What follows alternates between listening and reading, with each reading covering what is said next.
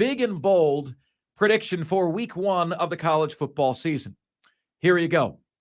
We are exactly 7 days away from Clemson beating Duke, and we're exactly 5 days away from North Carolina beating South Carolina. Lock it in, my friends. The Tar Heels over the Gamecocks. Period. End of story. Thanks for playing. The Tar Heels are favored by 2.5 points in this game. ESPN's FPI says the Tar Heels have a 58% chance to win, South Carolina 42. And I know that, there are some who want to be critical of big opinions that do great engagement numbers, and they want to call these kind of big opinions hot takes. But it's not a hot take because that's what I believe is going to happen. Okay? North Carolina is going to beat South Carolina on Saturday. Game day is going to be there. It's going to be an unbelievable scene. Through a weird sequence of events, South Carolina kind of lucks into this being the biggest game of the week on Saturday. Despite the fact that you got bigger games on other days, it's a great opportunity for the Gamecocks. And predictably, you still hear the nonsense that you're used to hearing from the Angry Birds, right? We still get the same nonsense. I give an honest opinion, and I hear today from somebody called Chance Crocker, you have to be the most biased person I have ever seen. You wish North Carolina will beat South Carolina in your dreams. I don't want to hear nothing when South Carolina beats North Carolina. Well, you will hear something. You'll hear me eat crow if that happens. But I don't think it will, okay? Like, I am not the guy, ladies and gentlemen, that's going to be afraid of sticking my neck out and making a call, all right? I stuck my neck out and made a call on Saturday morning. What was it? I said, look, I'm seeing everybody and their mother saying, take Navy and give the 20.5 points. Take Navy and the 20.5 points. What? Have you guys looked at these rankings? You guys realize that Notre Dame has Sam Hartman now? When is a triple option offense effective? It's effective when you don't have time to prepare for it, right? Short weeks. It's effective on short weeks when you got beaten up by a top 25 team the week before. When does a triple option get destroyed, get decapitated, get castrated? LSU, Georgia Tech in the Peach Bowl a few years ago, they had a month to prepare. Notre Dame is known they're playing in Dublin, Ireland, first game of the year, for 6 months, 8 months, over a year. Navy in my Athlon college football preview is ranked 106th.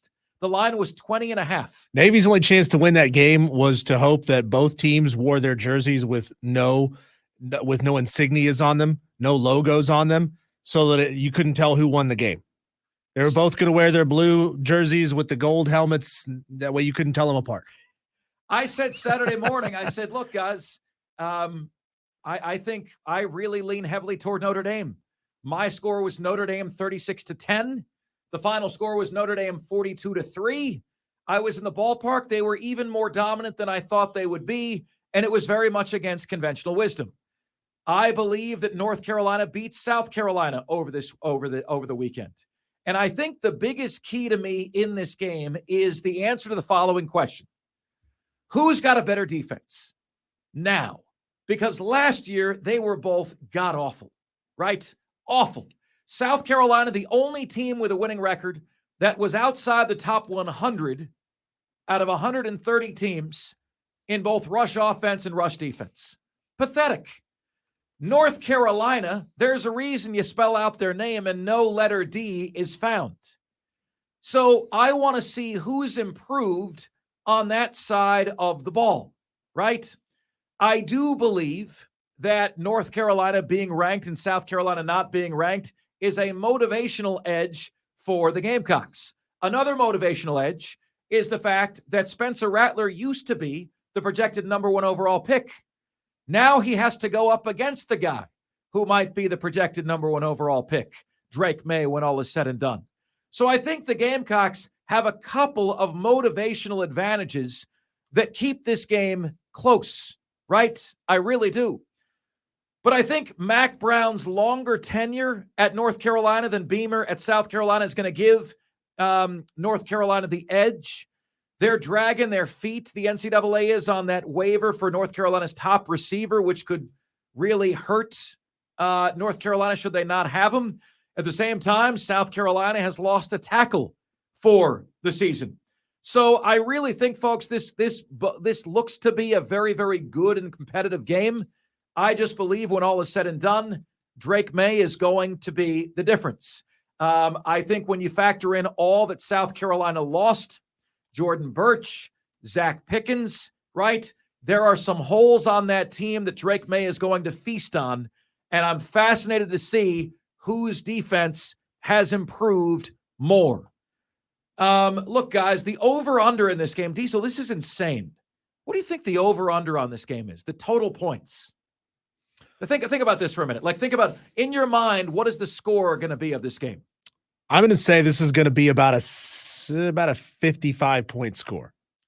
The over-under is 64.5. Seriously.